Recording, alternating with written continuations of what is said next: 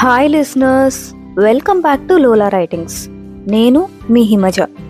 Previous ఎపిసోడ్స్లో కీర్తి job రాలేదని feel అవ్వడం, వాళ్ళ నాన్న తనకి ధైర్యం చెప్పడం, కీర్తి తన డైరీ తీసుకుని ఏదో రాయడం, ఇదంతా జరిగింది కదా. మరి ఆ తర్వాత ఏం జరిగిందో తెలుసుకోవాలనుకుంటే ఇవాళ ఎపిసోడ్లోకి వెళ్ళిపోదాం పదండి. కీర్తి రాస్తోంది ఒక కథే. తనకి ఆ క్షణంలో మనసుకి నచ్చిన కథనే రాయడానికి ప్రయత్నిస్తోంది. సుమారు అర్ధరాత్రి 2 అవుతుంది. తన కథలో ప్రముఖ పాత్రని కొంచెం భిన్నంగా చిత్రీకరించాలి అని దీర్ఘంగా ఆలోచిస్తున్న కీర్తికి ఒక అభిప్రాయం ఏర్పడింది. అదేంటంటే తన క్యారెక్టర్ బుడుగులాగా ఉండాలి అనుకుంటోంది. తన పాత్రకి తను పెట్టుకున్న పేరు విహారీ. విహారీ బుడుగులాగే భలే చలాకి.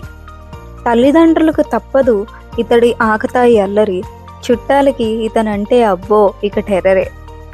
మరి పాత్ర ఎలా ఉండాలో జాగ్రత్తలు తీసుకున్న తర్వాత మిగిలిన పాత్రల్ని కూడా సృష్టించి కథలో సంఘర్షణ అంటే కాన్ఫ్లిక్ట్ అనేది చాలా ముఖ్యమైన అంశం గనుక దానికోసం ఆలోచించడం మొదలుపెట్టింది కీర్తి.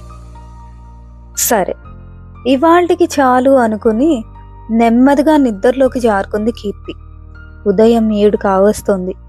కీర్తికి వాకింగ్ చేసే అలవాటు ఉంది. రాత్రి ఆలస్యం అవ్వడంతో వాకింగ్కి లేట్ అయింది. అయినా రెడీ అయ్యి పేపర్ చదువుతున్న వాళ్ళ నాన్న గుడ్ మార్నింగ్ చెప్పి వాకింగ్కి బయలుదేరింది కీర్తి. పార్క్లోకి వెళ్ళంగానే తన పార్క్ మేట్స్ ఏంటి కీర్తి లేట్ అయ్యావు అని అడిగారు. మరేం లేదు, రాత్రి లేట్ అయింది నిద్రపోయేసరికి అని చెప్తుంది. అక్కడి నుంచి వాకింగ్ చేస్తూ కీర్తి తన కథలో కాన్ఫ్లిక్ట్ గురించే ఆలోచిస్తూ ఉంటుంది.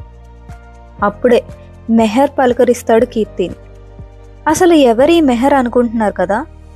మెహర్కి ఒక 15 ఏళ్ళు ఉంటాయి. ఎవరైనా ఇద్దరు సంతోషంగా ఉన్నారంటే మెహర్కి అస్సలు నచ్చదు.